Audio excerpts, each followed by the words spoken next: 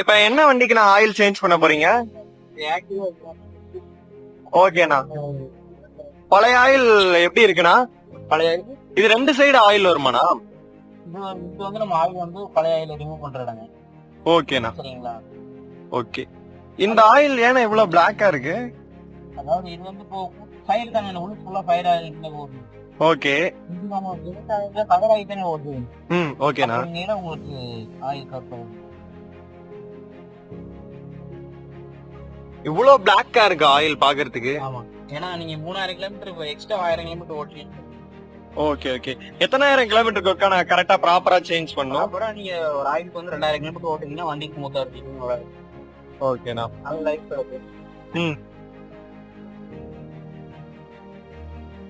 இத உள்ள இருக்க அந்த பிளாக் கலர் வருது இல்லனா, இத கிளீன் பண்றதுக்கு கிளென்சர் அந்த மாதிரி எல்லாம் ஊத்தணுங்க அப்படிங்கறாங்களா? அந்த மாதிரி எல்லாம் ஊத்துனா இன்னும் கொஞ்சம்